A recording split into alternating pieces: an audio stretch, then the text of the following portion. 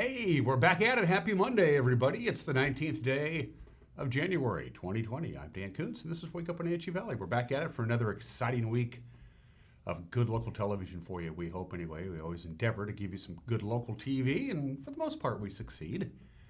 I like to think so anyway. We had a busy weekend, of course. We had our first of our winter sports schedule live broadcasts. We had two of them over the weekend. We carried three games from the Town Toyota Center on Friday night between Eastmont and Wenatchee. The unified game, the girls' game, the boys' game, everything went well.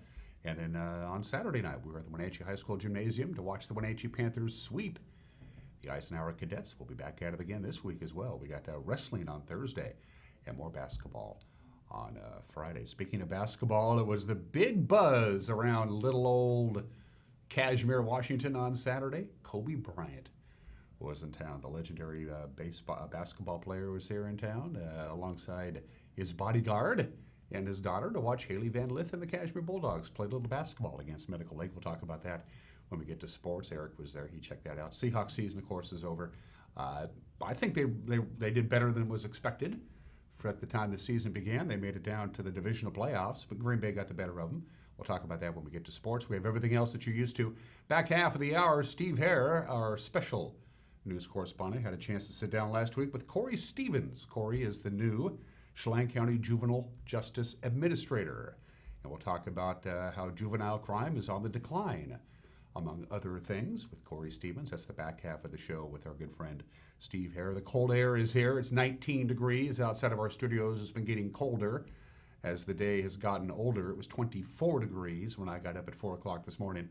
We're down to 19. We're in for some cold air. However, there is some good news compared to what they were thinking late last week about this cold Arctic air that's coming in. First of all, it's not going to be as cold as they were originally anticipating. It's also not going to last as long as they were originally anticipating. But we're not out of the woods with snow yet either. We could get some snow by the middle of the week. And Stevens Pass is still closed. It's been closed for quite some time. Lots of downed trees on the west side of the summit. If you're familiar with Stevens Pass, of course, you get over to the summit, you start heading towards Berrien and Gold Bar and Sultan and all those areas where there's a couple of stretches of highway there where the trees are pretty close to the roadway, and I had a number of trees come down because of the heavy, heavy snow. So right now, Stevens Pass is closed. We'll still give you a pass report anyway, all right? It is 3 minutes after the hour. Let's take you around the valley with our Valley View cameras. It is clear, it's cold, and it's a beautiful morning, and there you go. Boy, we were warm again yesterday. Check this out. We've been talking about this. Saturday's high, we'll go to Saturday. We topped off at 40. Sunday, we hit 41. So we've gone through 12 days in January now, and every one of those days, we've had afternoon highs above normal. That changes this week, as you might imagine, with all that cold air coming down to pay us a visit. Sunrise this morning, 7:45. Sunset tonight, 4:34. 4:34. That buys us 8 hours and 49 minutes of daylight on this Monday. That's an opening shot of the Wenatchee Valley from our cross cam. It is pulled back and tilted up just a tad. From this point forward, Megan gets to decide. She does this quite well, and she says, let's go visit. That looks like the Apple Andes camera to me, Megan. Hey, there it is. So there's Cashmere. Again, the town is still abuzz about having Kobe Bryant come into town. That was pretty cool.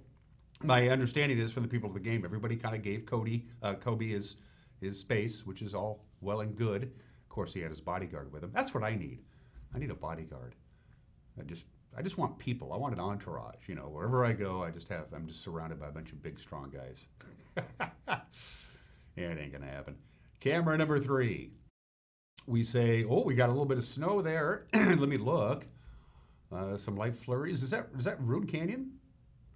Oh, that's Black Mountain. Okay, so that's Leavenworth down there. A couple of light flurries on Black Mountain, which is high above Beshaston. The lovely hamlet of Leavenworth is down there. So is the highway, as you can see. Getting a little bit of light snow. Black Mountain is way up there, elevation-wise. It's, I think, pretty close to 4,000 feet above sea level, something like that. So you can see a few stray snowflakes up above the Beshaston area from Black Mountain. And camera number 4. We say hello to, that's Billy Goat.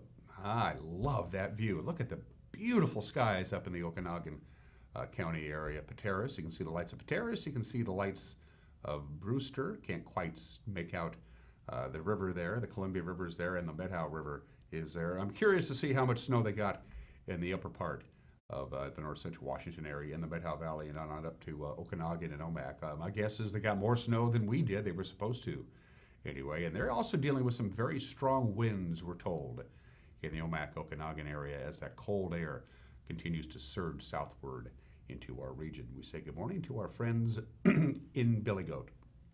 There's no town called Billy Goat. And if you live at that elevation, can you imagine what it's like to shovel out your driveway? It's quite the task. It's what neighbor kids are for. 6 minutes after the hour from the National Weather Service and from Patriot Plumbing, Heating and Cooling. They're going to give your home a hug. You see that high today of 24? That's already come and gone. It's going to get colder as the day progresses. Again, cold air moving into the region. It's going to continue to move south through Tuesday and Wednesday. The coldest temperatures, as you can see there, are going to be tonight and Tuesday before a few clouds roll in, and that's going to warm us up a little bit. It's going to trap whatever heat we get closer to the surface. And as you can see, it's not going to be quite as cold as they were anticipating. Last week at this time on like Thursday and Friday on this program when we did the weather forecast, they were thinking about lows about 4 or even 3 degrees. Now they say not quite as cold in the overnight hours and not quite as cold in the middle of the day, but it's still pretty cold for most people. We're finally going to have winter type temperatures. Best chance of measurable snow? Probably Wednesday afternoon and Wednesday night, about 4 or 5 o'clock Wednesday afternoon. We're going to get a couple of light snowflakes, but Wednesday night, overnight, we're going to get maybe a couple of inches. It's possible. Wednesday night, on into Thursday morning, but that's really about the only significant chance of snow. Maybe a light snowflake Friday night into Saturday. So there's a continuing chance of light snow, but it's really not going to do much at all. But again, Wednesday afternoon, Wednesday night, we are going to see some snow. It looks like at this point, maybe upwards of a couple of inches, but then we gradually warm up to near normal temperatures by the time we get to Saturday and Sunday. So we're done with the mild temperatures. That's a done deal now, as you can see. And again, outside of Wednesday night, no real snow in the forecast. Just chilly, gonna be cold. Coldest temperatures of the year, of the winter, by the way, by far, no question about that. So that's your forecast from our friends at the National Weather Service. Let's take you up to the major mountain passes. Oh, the website, it is down. You know what, Megan, you're right. I was trying to look at the website. I think too many people are trying to log on to the DOT website. I'll let you know what I know right now. Last I checked, before the website went down, on I-90, it was snowing. The roadway has got a lot of ruts in it from the compact snow and the people eat like that. So it's pretty rough going on I-90. Traction tires are required. The last time I saw it is snowing on I-90. And again, a traction tire requirement. Stevens Pass is closed, completely shut down. Don't know when it's going to reopen. The plows are trying to get ahead of the game. They're trying to get some trees off the roadway. They're also going to be doing some avalanche control work, but it's been no-go on Stevens Pass, and it's been that way since about the middle of yesterday afternoon. Blue Pass right now has a traction tire advisory with some light snow coming down. That was the last we checked before the cameras went down. So traction tires required on I-90, advised on Blewett. They're all getting snow. Stevens Pass is closed. When they reopen Stevens Pass, we'll let you know there is a winter weather advisory for the mountain passes. It will expire at 11 o'clock this morning. Very little snow for the mountain passes most of this week until they get to Thursday night and Friday. There's snow likely on Thursday night and Friday, maybe even a little bit on Wednesday as well. But all they're going to get is a little bit of snow here and a little bit of snow there, an inch here, an inch there, all this week until we get to Wednesday night into Thursday. And then they're expecting the next significant snow event in the major mountain passes. If they reopen Stevens Pass by the end of this program, I'll let you know, all right? It's 9 minutes after the hour. We're going to take a break, and when we come back, we'll have your Monday morning news. You're watching Wake Up Wenatchee Valley, Monday edition. And we're live here from Studio 1 in downtown Wenatchee on the NCW Life channel.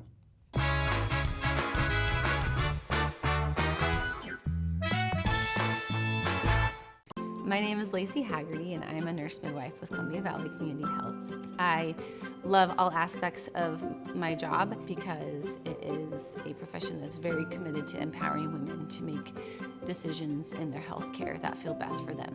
It's incredibly valuable to me as a midwife that I get to take care of women throughout their whole lifespan. I hope to see you at a future visit because I know you'll love having midwifery care. Hi, my name is Jim Heinlein, owner and agent at Springwater Insurance Group, formerly known as Senior Insurance Services. There's so much new this year. In fact, we brought in a new consultant, Harley, to help us with all our Medicare changes. So if you have questions about how Plan F's going away or what drug plan should I use this year, Give us a call at Springwater Insurance Group, and Harley and I will solve those problems for you. 888-2600.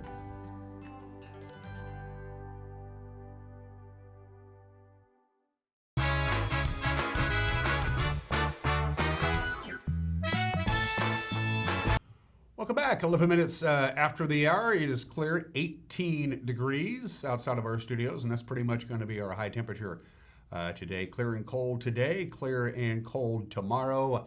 We start clouding up by the middle of the week. Pretty good chance of some measurable snow Wednesday afternoon and Wednesday night, with temperatures gradually warming up back to normal by the time we get to the weekend. Here's us making headlines on this Monday. A 70-year-old Kashmir woman is in the Chelan County Regional Justice Center this morning after being charged over the weekend in the killing of her mother. Chelan County Sheriff Brian Burnett says that shortly after 2 a.m. on Saturday morning, Anita Jones called Rivercom and told this dispatcher that she had just killed her mother at their home in the 400 block of Pioneer Avenue. The name of the 96-year-old victim, the manner of her death, and the possible motive are being withheld. Jones was detained without incident, authorities believe. She acted alone. We'll have more on this story tonight at 5 o'clock. A Wenatchee man who served time for a gang-related stabbing is in jail again for allegedly causing a police chase and a standoff. 26-year-old Mitchell Figueroa Ibarra. He refused to stop, and Wenatchee police attempted to pull his vehicle over on suspicion of DUI. This happened about midnight on Thursday. Now, instead, he allegedly sped away, stopped his car at an East Wenatchee home, and ran inside. The residents fled to safety, but Figueroa allegedly refused to come out for more than an hour before finally surrendering early on Friday morning. Figueroa was sentenced in 2012 to 7 years in prison for stabbing another Wenatchee man 9 times. Police said they found a meth pipe and a handgun in the car he was driving. Wenatchee police believe a local man downloaded over 100 images of child pornography. Jose Antonio Mendoza. He was arrested on Thursday near his Wenatchee home as police arrived to serve a search warrant. Mendoza's online platforms reported traffic in his accounts of sexually explicit images of children. He remains jailed in the Chelan County Regional Justice Center. Mendoza faces 5 possible felony charges. Well, Chelan County officials are hoping to entice development for more affordable housing through tax-sheltered opportunity zones. The program was created in Congress as part of the Tax Cut and Jobs Act of 2017. The opportunity zones are intended to spur economic development in areas that are designated as impoverished or underserved. Commissioner Kevin Overbay says one of the components of the program includes investment in low-income housing projects. There's multiple ways in which opportunity funds can be spent. And you can look at private-public partnerships with regards to housing. And I'll use an article that just came out last week, or a story that broke last week about the Cascadian. We'll use that as an example. We have HUD housing there that's going to be in effect for the next year. And then we're going to have 85 folks that potentially, may be looking for a place to live, because of their limited income. And that would no longer necessarily fit that. So how do we look at opportunities within those zones to say, can we as a government entity be able to facilitate, whether it be funding that comes in from the Department of Commerce through community development block grants, funding that we currently have through our 09 funding, or other funding sources to potentially purchase property and then work with a developer to where they can invest into that property to seek a return, but we're able to do it at a lower rate because then we have already put the initial investment into the property. Gotcha. And then be able to turn that over to an entity for management and eventual ownership like the Housing Authority. And so what that does is that increases capacity. So there's a philanthropic side, and then there's a regular investment return side. Now, the counties of Chelan, Douglas, Okanagan, and Ferry, alongside the Colville Nation, have combined to form the North Star Opportunity Zone. Chelan County's point man of the process is the recently hired Economic Development Director, Blake Baldwin. My role as Economic Development Director for the county is really serving as a liaison between the county, particularly the Board of County Commissioners, and other community groups, whether that be the Port District, who is the designated ADO, which stands for the Associated Development Organization. So they receive funding from, now our regional port receives funding from both Chelan and Douglas counties as our designated economic development entity. So my role isn't necessarily to duplicate the efforts of the port, but to really serve as a complementary, in a complementary role, kind of working as community liaison. So when it comes to North Star Opportunity Zone, I've been joining Commissioner Overbay and just kind of acting as a liaison between the North Star group and as a staff level member and the Board of County Commissioners. Baldwin and Overbay appeared in a recent In Focus segment with their very own special news correspondent, Steve Hare. You can watch that entire interview online by going to our website at ncwlife.com. And finally, on this Monday morning, if you've ever had trouble finding a place to park downtown, the city has a message for you. Watch for the Apple. Crews this winter have been installing Apple emblazoned signs at its free parking lots at Palouse, on Worthing, and on 2nd Streets. As time allows, they'll be putting up directional signs on Wenatchee and Chelan Avenues and on Mission, directing motorists to the lots. The city says the goal is to improve the downtown experience and encourage long-term parkers to use off-street lots. And that's the news at 16 minutes after the hour. We're going to be back at it on this Monday, gathering the news. The news team does a pretty good job, I must say. And to preview tonight's Monday Night News, here's the anchor, Grant Olson. Good morning, Dan. Coming up tonight on the NCW Life Evening News, we'll have the latest real estate snapshot for the Wenatchee Valley. For the second year in a row, Attorney General Bob Ferguson plans to speak at the Wenatchee Women's March scheduled for this weekend. I'll have your frigid North Central Washington weather forecast, and Eric Granstrom will be in with reaction to yesterday's playoff game at Green Bay. All that and more coming up tonight at 5, 6, and 10 on the NCW Life Evening News. We hope to see you then. Dan? Thanks, Grant. We appreciate it. Don't forget, you can watch the news on television, or as we like to say in the business, TV. You can watch it at 5 o'clock, 6 o'clock, and 10 o'clock. You can also watch it on demand right around 5 o'clock. If you prefer to watch your news whenever you want to sit down and watch your news, not have to worry about getting in front of the tube at these exact times, you can watch it simply by going to our website at ncwlife.com. We'll have the news up and running right around 5 o'clock. And at the bottom of your screen are all the ways you can get a hold of us. Our website is one tool, ncwlife.com. You'll see the Contact Us icon. Fill out the form and send it down the line. You can email us, news@ncwlife.com. We have a Twitter handle, we have a telephone number, and we have a Facebook page. Like us on Facebook and drop us a line via Facebook Messenger. It is 18 degrees. It's cold. Going to be cold most of this week, gradually warming up. Going to get a little bit of snow on Wednesday night. It is, after all, the middle of January. We're going to take a break, and when we come back, sports, we'll talk about the Seattle Seahawks and a certain NBA player, former player anyway, was in Little Old Cashmere on Saturday. We'll have that as well. Sports is 1 minute away. You're watching Wake Up in Wenatchee Valley on the NCW Life channel.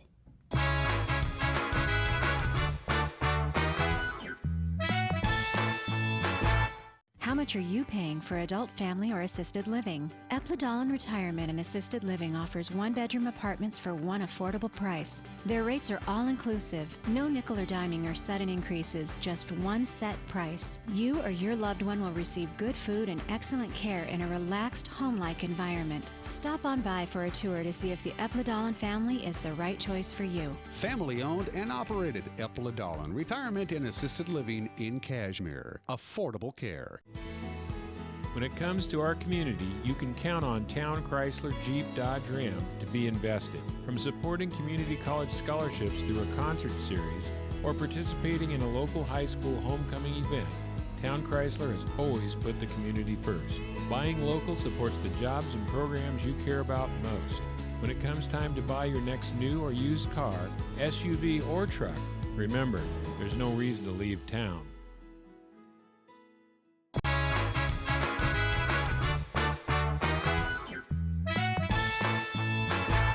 19 minutes after the hour on this Monday. Let's talk sports. Seattle's comeback falling just a bit short at historic Lambeau Field in Green Bay. The final, Green Bay 28, Seattle 23 in the divisional round of the playoffs. Seattle punted the ball away on 4th and 11 from their own 36-yard line. There was 2:41 left in the game. The idea was the defense would stop them. They'd get one more shot. That didn't happen.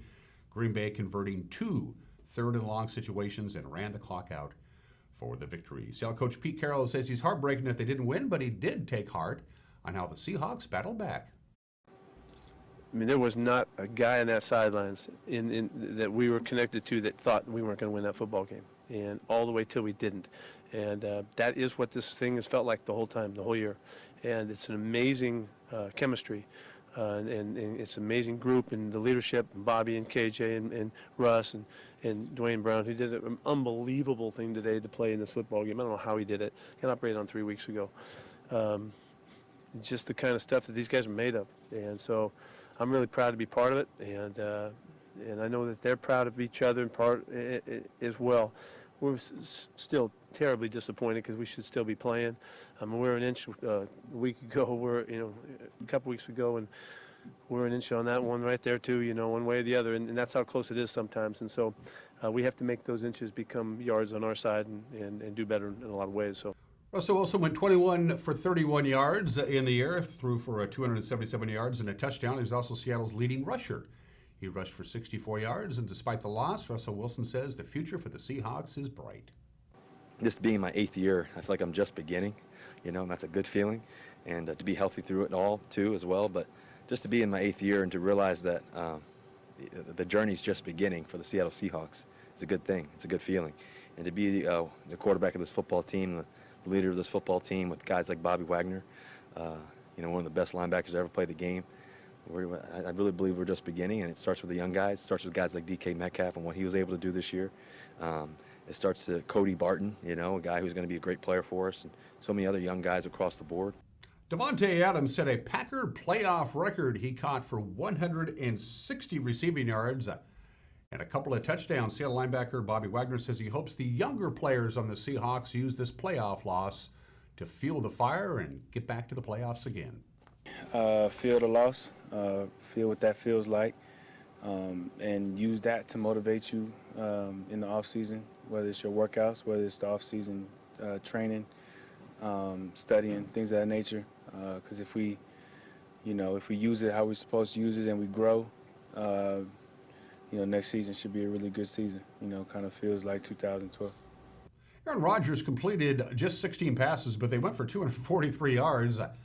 And a couple of scores. The Packers advanced to take on the 49ers in the NFC Championship game. Let's wrap up the weekend that was in football. In the other NFC divisional game, San Francisco's Tevin Coleman rushing for 105 yards and a couple of touchdowns. The 49ers beat Minnesota. No real problems there, 27-10. The Niner defense had 6 sacks and forced a couple of turnovers. They will host the Packers on Sunday. Tennessee shocking the football world. Go to Baltimore, and they handled Lamar Jackson and the Ravens 28-12.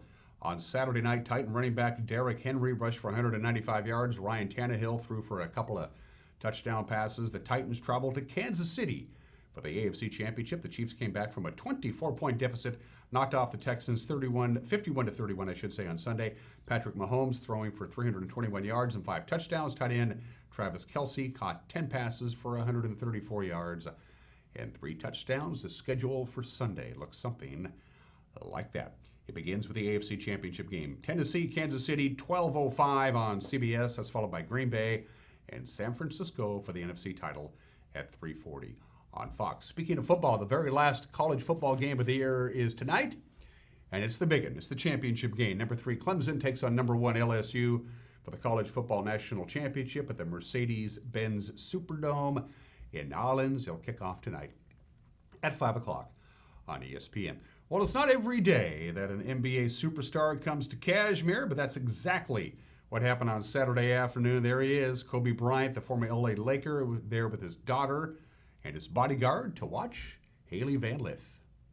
The buzz around the town in Kashmir was Kobe Bryant was coming to Kashmir to watch a game, and so the gym was obviously packed. It felt a little electric in there even before the game. You get that electricity feeling in there, and the hair on your arms standing up, and started to get a buzz. And I think our girls fed off that a little bit, and they were excited, obviously, and they know people are coming to watch them play that have probably never watched them play before. And I never thought I'd see the day where one of the greatest players, arguably in the history of the NBA, would come to watch a 1A high school girls basketball game in Washington. Especially us. It tells you how far the game has come. I think girls basketball has come. How far it's been transcendent with girls, and Haley is. She's a huge Twitter follower, Instagram, and she's kind of a rock star a little bit. I knew someone through Team USA that worked with Kobe, and they texted me and they were like, Kobe really wants to work with you, like he thinks your game is dope. And I was like, I could not believe it. Like it took me like a solid week for me to like process it. And I just went down there and worked with them, and I loved it. And he told me he would come to a game, and he kept his word. So. But to her credit, she handles it really well. Haley is so humble and so hungry, doesn't get caught up in that. She just wants to win and compete. It's what makes her great. But yeah, I mean, how special of a night was that in North Central Washington? And for people to come up and be a part of this game and a part of Kobe Bryant being at a high school girls basketball game. Unbelievable. Yeah, it's really awesome, and I think it's great for girls basketball. Like, you see it all the time with boys basketball, like pro players will go watch games, but like you've never seen it with girls, and like I think that just shows that like girls like deserve respect now, and like we know how to play, and me and my team, we're just proving everybody wrong, and Kobe just came out to support us, and we're so grateful. Now, despite the buzz from the crowd, Haley Vanley's teammates like Grace Salmon, they still had to focus at a basketball game to play against Medical Lake. It was definitely a shocking experience for all of us, but Coach Arnell just said coming to the game like it's any other game, and we've had cameras because of Haley before, and this was kind of a different situation, just having an actual celebrity come out, and he knows so much about the game of basketball, so it was just a really cool experience for our team, and for Haley to let him come for us to experience that was amazing. I think that maybe that there was some nerves because we knew who was in the stands and everything, but I think we did a great job of just going out and playing our style of basketball, like from the jump. Like we were stealing, rotating on defense, and we just played how we knew to play, and it was a great game for us. Not surprisingly, Haley led Cashmere with 35 points in their 63-27 victory over Medical Lake. Coach Brent Darnell says the team had another special moment after the game. So Kobe came in the locker room, and he was just the most humble, kind, gave every one of our girls a high five, a hug, told them that he did a great job. And he didn't talk about the X's and O's part. He had a great speech talking about the mentality of the game and being mentally tough. When things start going your way and you're dog tired and you got to play through that, and that's where the champions come through. He gave a really good speech to our girls about that, and it was very heartfelt and sincere and honest, and it was neat to listen to him talk. I mean, the aura in their locker room, and then he took the time. He got a picture with every single girl, all the coaches, our team, family members that were coming in, and just a very, very very, very humble guy. It was really fun to talk to him and listen to him talk. Yeah, obviously, like they've had my back ever since I've been in high school, and for me to give them this experience is just paying them back for what they've done for me in my high school career. So I wouldn't have it any way, for sure. Exciting stuff indeed. All right, let's get to the Les Schwab Prep Scoreboard. Over the weekend, we'll start with girls basketball on Saturday. Wenatchee wins their fourth game in a row, a 48-42 win over Ike. Davis beat Eastmont 45-21. Prosser popping Ephrata. Sela dumping Quincy. Warden down Chelan. Omak beat Manson by 42 points. Ouch. And Waterville Mansfield ran all over Lake Roosevelt. Another lopsided game. That's girls basketball Saturday. Boys on Saturday. Wenatchee beating Ike. Eastmont went on the road and beat Davis. Nice victory for the Wildcats. West Valley topped Moses Lake. Ephrata edged Prosser. Sela 21 points better than Quincy. Medical Lake all over Cashmere in overtime. Omak took a non-leader from Manson. Chelan beat Warden, and Lake Roosevelt outscored Waterville Mansfield 92-10. Oh, wow. To Friday we go. Girls basketball, going back to Friday night. You saw it here on the NCW Live channel. Wenatchee beating Eastmont 54-46 at the Town Toyota Center. Moses Lake topped Ike. Ephrata edged Othello, topping and over Quincy. Cashmere beating up Omak. Okanagan caught Chelan, and Highland squeaked past Cascade 34-32. Boys basketball Friday. Eastmont topping Wenatchee 56-51. Moses Lake stopping Ike. Ephrata over Othello. Toppenish quelled Quincy. Cashmere edged Omak. Cascade got a big win over Highland. And Okanagan edged Chelan. The Wenatchee Wild. They went 500 over the weekend on Vancouver Island. Wenatchee powered past Powell River on Friday 4-1. The goal scorers, Brett Chorsky, Nick Chelmetsky, Matt Dorsey, Sam Morton, Art Checker with the call. The Wenatchee Wild Hockey Network video courtesy of Hockey TV. He drills up the left wing in front for Chorsky. He shoots and he scores.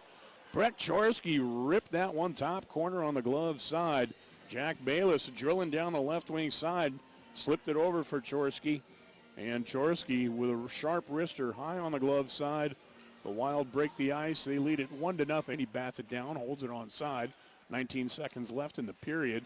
And the Wild swarming inside the King zone. Stolen away again and wraparound attempt by Emerson. He shoots, he scores! Quinn Emerson had it, stole it away back behind the net. Got it out in front, and it may have been Chmielewski that finished it off. I believe it is. So Nico Chmielewski, he'll take off on the left side now to Chorsky. Chorsky, slippery move, backhand shot and a score! Bayless dished it over, and then it ended up being slid over to Matt Dorsey on the right wing, who finished it off. Chorsky had the opportunity, and he drew a lot of eyes coming right up the middle after the slippery move. There's an up pass for Glaceman. Into Slippick, he shoots and he scores!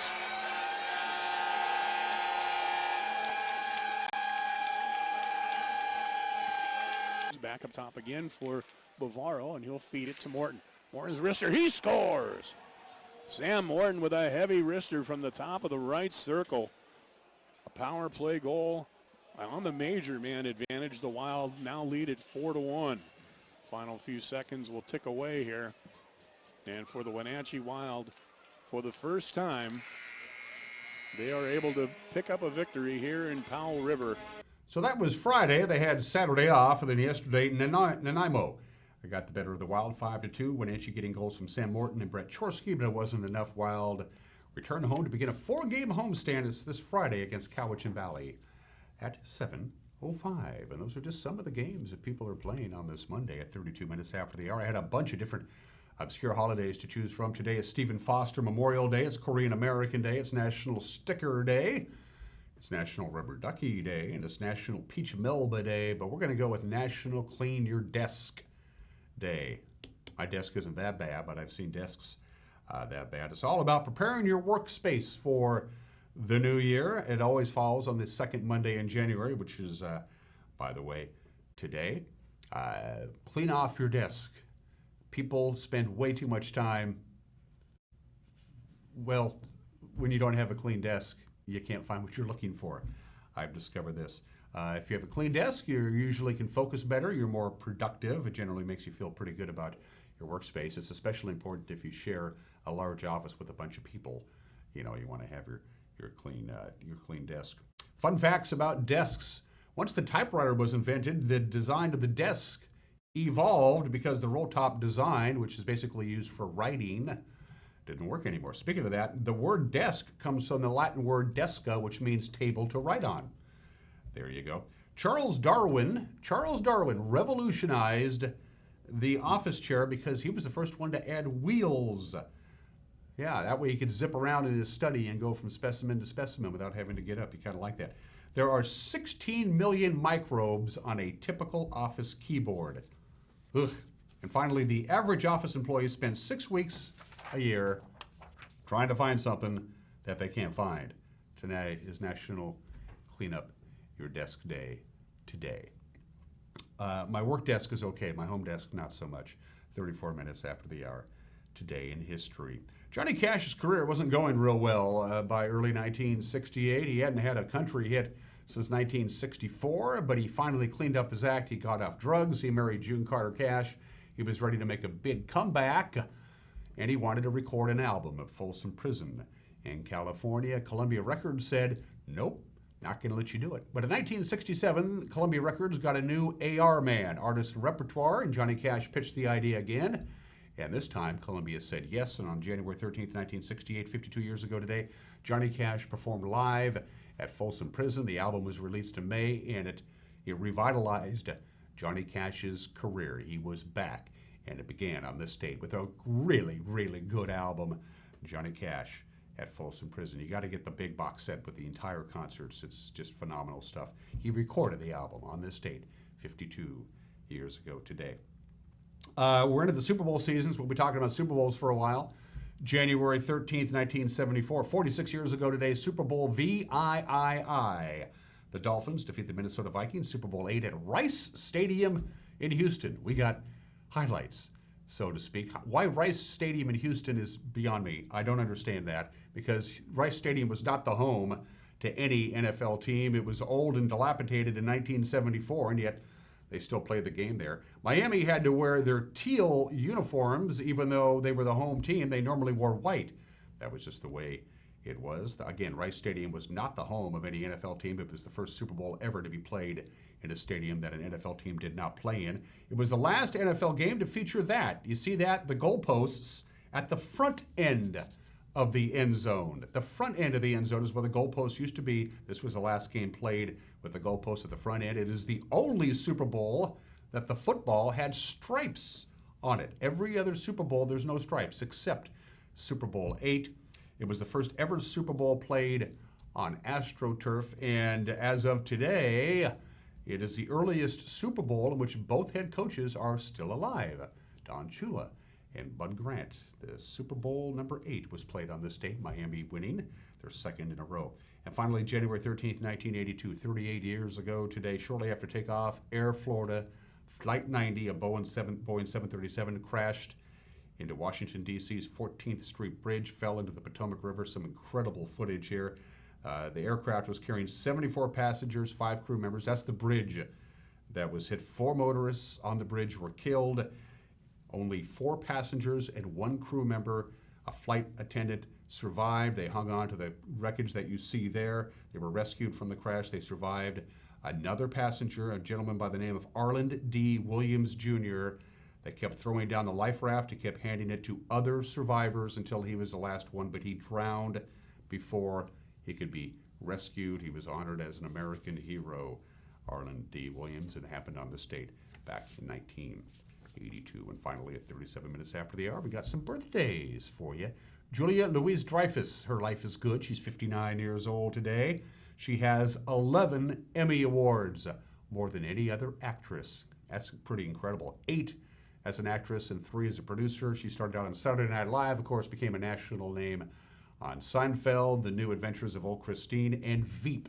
Julia Louis-Dreyfus is 59 years old today. And happy birthday to Sven Wenzel. Yes, Sven Wenzel, the great German rugby player, is 33 years old today. Can't let this day go by. Hey, Campbell's Resort, it's happening. Still, I don't know why. As you know by now, Campbell's Resort has the destination deal for you locals. Give Campbell's a call. Say, hey, I live in North Central Washington. I want to spend a couple of days up there at Campbell's or even a week. Chill out, enjoy the nice winter weather, and not have to, just go up to Lake Chelan and hang around for a while. If you're a local, you can get a room at Campbell's starting at just $95 a night. Ours is not the question why. Campbell's wants to do it. They're going to do it. But take advantage of it before they figure out what the heck they're doing. Again, if you're local, you can get around the Campbell's for just $95 a night.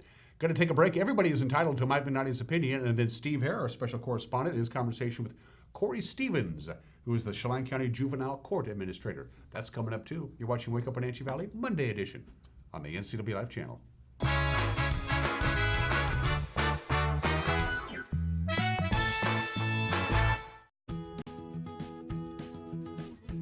You don't have to be a member to enjoy the view and dine-in style at Highlander Bar and Grill in East Wenatchee.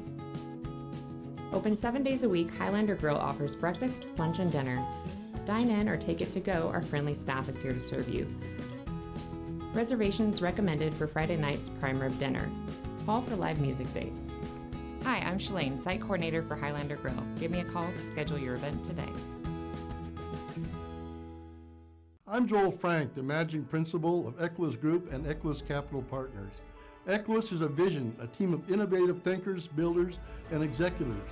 Equus, driven by a passion to protect and grow its investors' wealth through income-producing real estate. Discover wealth management and commercial real estate investment opportunities at equuscapital.com or call and learn more today at 509-665-8349.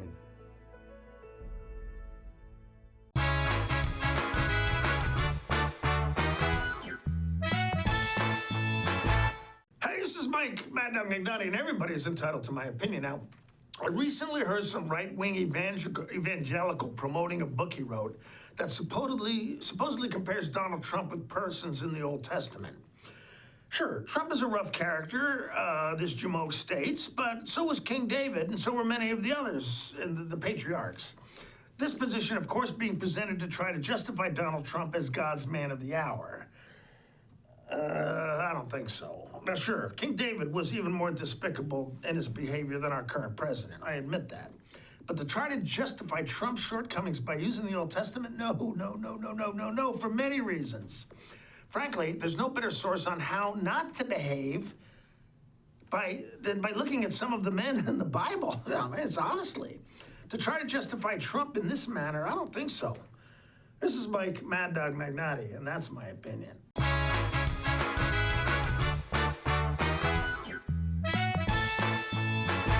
Coming home should never be a chore. Let Merry Maids of Wenatchee customize all your cleaning needs. Weekly, bi-weekly, special occasion. Do you have a vacation home that needs cleaning? We clean them too. Locally owned and operated, let Merry Maids do the cleaning while you focus on your family and friends. Merry Maids has special offers to fit your budget. Request your free cleaning estimate today. 509-663-1710.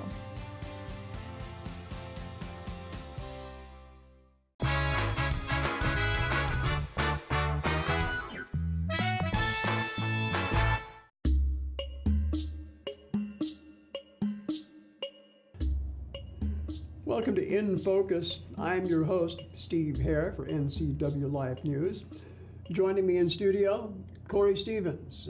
Corey is the recently appointed administrator for the Chelan County Juvenile Court System, also manager of our juvenile jail here in Chelan County in Wenatchee. And well, first of all, I want to thank you for joining us, Corey. Yeah, thank you for the invitation, Steve. And welcome into your new position as well. Appreciate that. Let's start out with a little background on Corey Stevens. What we're going to do today is get a little status report, state of criminal justice right now in the Chelan County area. But you're in a new position here, and I'm sure you'd like to tell our viewers a little bit more about yourself. Yeah, thank you for the opportunity. I got my first exposure to juvenile justice back in, I believe it was early 90s, 92 or 93.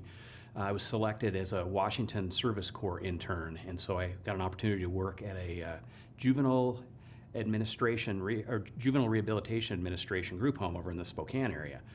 So essentially, young men that were admitted from the juvenile institutions, Green Hill, Maple Lane, Nacelle Youth Camp, came there to complete the remainder of their sentences there in the community. And that went on for a short time, and then from there, I was hired for a position over at Region 1 Juvenile Detention Center in North Idaho in the Coeur d'Alene area. That was a regional detention facility that admitted youth from the 5 northern counties of North Idaho. Absolutely fell in love with the work at that point. What was it that attracted you? It was just it sounds cliche-ish, but just the opportunity to make a difference in youth's lives, the camaraderie of working in a team. It was shift work. My new bride hated it, but and ultimately that's what led to returning to Wenatchee. Both my wife and I were raised here, and I made a promise to her when we were early married that if she ever got homesick for Wenatchee, because we were living over in the Spokane Valley at that time, that we'd come back. Mm-hmm.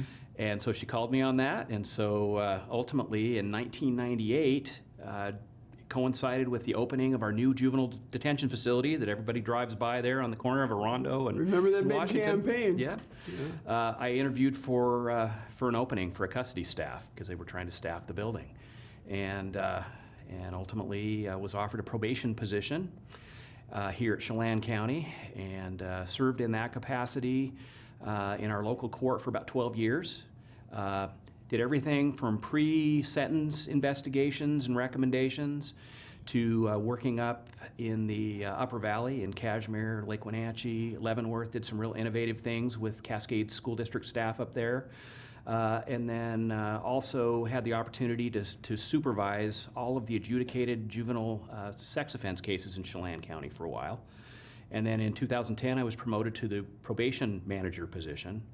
Was in that role for about 3 years, and then for the last 7+ moved to the detention manager position, and then last month was appointed. Hard to believe that it's been 20 years that the new juvenile jail has been in place there. Yeah. I remember the campaign to build it. So can you give us a little status report on how it's going Yeah. at the jail right now in terms of jail population and? Yeah, things are going great. Just for a comparison, when I came to the court in 1998, we had just under 550 criminal referrals that year. In 2018, we had 127. So there's been a drastic reduction. At that time, we had 12 full-time probation staff. Now we've got 7. At that time, we devoted 3 full-time days to offender court. Mhm. Now we're down to 1.5. We had 2 deputy prosecutors. Now we're down to 1. So, and it's not just down in Chelan County. Crime is down everywhere, not just statewide, but everywhere. Arrests are down, but is crime down? I mean, what's driving this decline? That's a great question, and certainly I could speculate.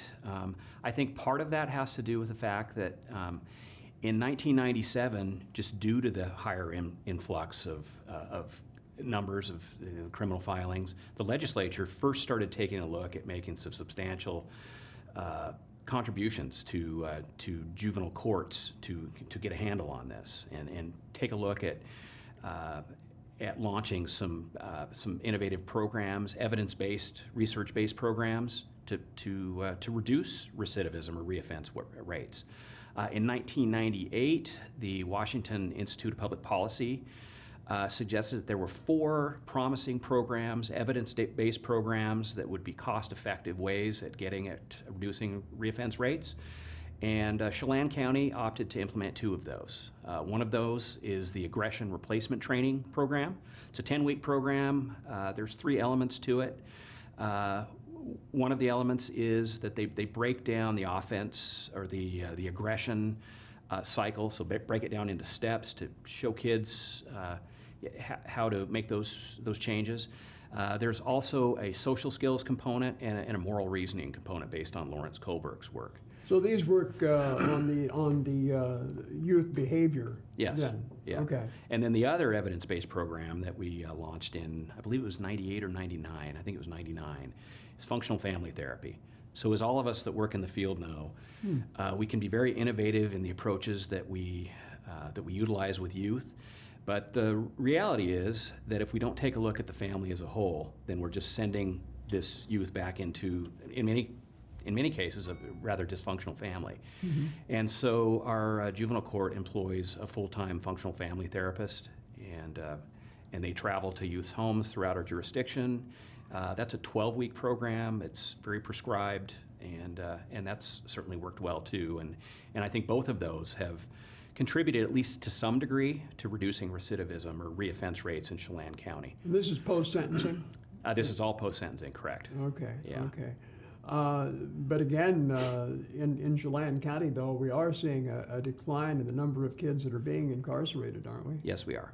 And also a new law that went into place, I think, last year, or 2018, which reduces the number of, let's say, violent offenses that go to jail. Right. As well. Yeah. So how has that helped or affected your? To give you an idea regarding the reduction in detention census, back in 2010, our average daily population was just over 10.5 kids. Mm-hmm. I just finished up statistics for 2019, and we're at like 7.3 average daily population. Really?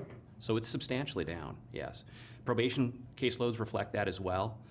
I think it was 2006. We were roughly 200 probation cases on active supervision. Now we're close to 100. Okay. Yeah. Is there a profile of the average offender that you deal with? Not necessarily, because sometimes it's kids just being kids and being impulsive, and it's first time. Maybe it's a misdemeanor or gross misdemeanor, and those cases are oftentimes referred to a diversion process and kept out of court. Sometimes, if the allegations are a bit more serious, I mean, they may qualify for a deferred disposition, which is a way for them to have that removed from their record upon completion. So it really kind of runs the gamut. We hear a lot about school violence these days, weapons on campus and everything else. What is the rate arrests, or at least the incidence of weapons-related crime here among the youth in Chelan County? Yeah, I don't have access to those specific numbers, but anecdotally, I would say it's rather low, like everything else. Well, I know that I refer to Chelan Douglas Trends, which is a website that kind of tracks some of the activities related to youth crime, and I noticed that we are seeing declining numbers in not just weapons, but guns and other types of weapons on campus. Also, as far as drug use, it seems to be on the decline as well. Yeah, that's consistent with what I'm seeing as well. I think one of the trends that I've noticed is back in the late 90s, gang violence and gang involvement was a much bigger deal than it is currently. And we can speculate as to why that is, why we've seen that reduction. But I don't know specifically, but I think that probably has a lot to do with the trends that you're referring to. Has the legalization of recreational marijuana in Washington State had any impact on youth crime? I haven't seen much impact on that, no. I can give you an idea too, I know you didn't specifically ask, but with regard to recidivism or Yes. reoffense rates, according to the Washington Institute of Public Policy, Chelan County's reoffense rate or recidivism rate is about 33.5%. And that's boys and girls combined, all crime classes. So, how does that compare? So statewide, it's at 41.5%. So we're about 8 percentage points below the statewide average. So obviously we feel pretty good about that. From a juvenile jail administration standpoint, you say you have a daily population of about 7 inmates? Yeah, just over 7, yeah. What was it built to hold? So it is a 50-bed facility, and at the time that they built it, that was the largest facility that they could build for the bond amount. And given the numbers at that point, the thinking was that they were going to have to double capacity. They put special brackets in all of the rooms to add bunks to essentially double it to a 100-bed facility. Of course, at that time, it was before Douglas County had contracted with Martin Hall, the only private juvenile facility in the state. So we thought we were going to have those kids. But certainly, and then of course 1 unit, so there's 12 rooms to a unit. 1 unit is contracted with the Office of Homeless Youth to provide a crisis residential center. So we're one of 2 located in detention centers throughout the state. The other is in Clallam County. And so that provides law enforcement an opportunity to place non-offender youth that are found in the community on, maybe they've got an active run report, missing persons report, or they've been found in dangerous circumstances. Those youth have to be between the ages of 12 and 17. And so we cannot have offenders in that unit. So essentially that leaves us, 38 beds. Question I would have for the adult jail, as I would with the juvenile jail, how does the juvenile court system work with immigrations and customs enforcement? Right. Especially given the new law that we have in Washington State, which essentially has turned Washington State into a sanctuary state. Yeah, the extent that there's any impact at all is consular notification. So certainly when we have a youth, if they declare citizenship other than United States citizenship, then we provide them documentation regarding consular notification. But beyond that, there's not much there's not any involvement. Can you provide any kind of a demographic on the breakdown of your jail population? A demographic in terms of socioeconomic or ethnic diversity.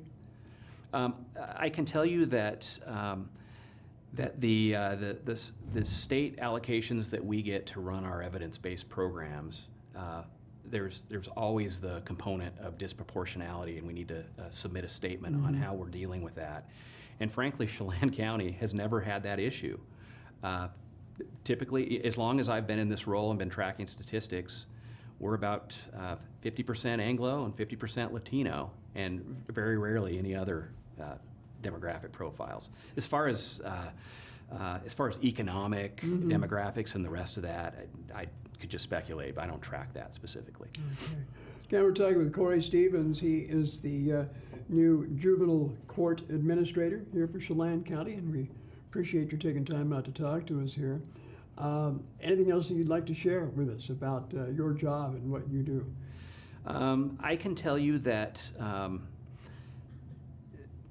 I've just got an incredible debt of gratitude to the 35 full-time staff, full and part-time staff that are employed there at the juvenile court. They come to us, they've got compassion for kids, endless energy, couldn't do it without them. And also tell you that the rewarding aspect of what I do, once or twice a year, sometimes more, sometimes less, we'll have a youth show up at the front counter that indicated that, you know, they were on my caseload several years ago, and they want to show me pictures of their family and let me know how they're doing, you know, in all other aspects of their life. And that's rewarding, because I learned a long time ago, we can't save them all, but it certainly is nice, and that kind of gets you through. It makes you feel like you're having a little impact on our corner of the world. So there are rewards. Absolutely, yeah. Fantastic. Few and far between, but there are rewards. Well, I appreciate you coming in and talking to us. Again, Corey Stevens with the Chelan County Juvenile Court. And again, we'll have to get you back in again real soon. Absolutely. All right, thank you, very Steve. much. Good luck to you. Yeah, thank you. Thanks for joining us on In Focus. I'm Steve Hare for NCW Live.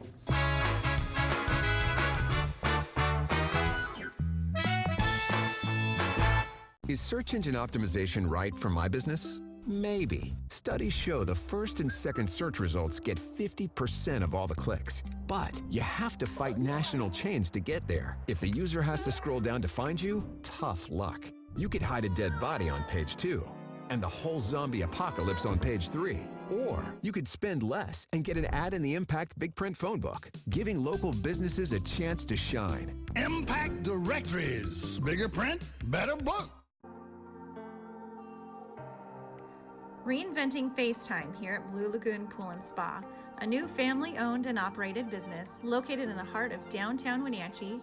Owner Andrew Vickery brings forth years of experience to help you transition your backyard into a place where memories are made, family time is looked forward to, and friends are always welcome. Blue Lagoon Pool and Spa offers many different styles and sizes of artesian spa. Let us help you add hydrotherapy to your already healthy lifestyle. For plumbing, heating, or cooling repair, Patriot will be right there. We know they exist, those who love cold water. Yeah, no thanks. Fortunately, there is plenty of hot water for the rest of us from Rheem, the new degree of comfort. Ask the pros at Patriot which Rheem water heater is right for your home. Patriot Plumbing, heating and cooling, will give your home a hug. At Harvest Valley Pest Control, we know you are committed to making your home and business a healthy and pest-free place. Hi, I'm David. Give us a call and we'll give you a firm price over the phone and schedule a time that works for you.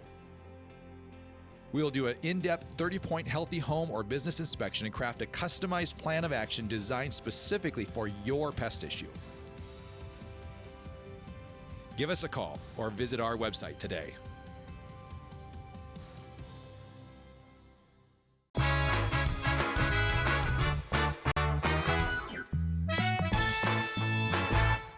Couple of minutes to go on this Monday edition of Wake Up Wenatchee Valley. Let's take one more look at your weather forecast from the National Weather Service. It is only 18 degrees, and we've already had our high today. We were at 24 degrees about 3 hours ago. It's getting colder as this cold air moves into the region. It's going to keep moving our way south through Tuesday before it moderates a little bit on Thursday. Next best chance of snow Wednesday night, basically between 9, 10, 11 o'clock in the evening. We could get a couple of inches of snow Wednesday night, maybe even a little bit late Wednesday afternoon. That's the next chance of measurable snow. A little bit of light snow is also possible on Friday night into Saturday. Outside of that, it should be fairly dry. The big story there is the cold temperatures, but gradually it'll warm up. The one thing that this has changed from what we were talking about last week, it's not going to be as cold as they were originally predicting, and also the cold air is not going to last as long. As you can see, we'll be back up to near normal by Saturday and Sunday, and again with a chance of snow on Wednesday. Mountain passes, let's take you up to I-90. It's going real slow on I-90 right now. It's a traction tower requirement. It is snowing, and the roadway is very, very rough, and the DOT has just informed us that if you're traveling over I-90, it's going to be very slow going. You're going to have to plan on at least an extra half an hour, maybe even 45 minutes of travel time, because Stevens Pass is closed. Stevens Pass is still closed. It's been closed since the middle of the afternoon. You can see people are up at the ski resort. You can get to Stevens Pass westbound. So you can drive westbound and get up to the summit, and then that's it. Anything eastbound from there to here, you can't get there, but Stevens Pass is closed. We'll let you know when they reopen. Blue Pass has a traction tire advisory, and that's it for us. Have yourself a great Monday. We'll see you tomorrow. Bye-bye.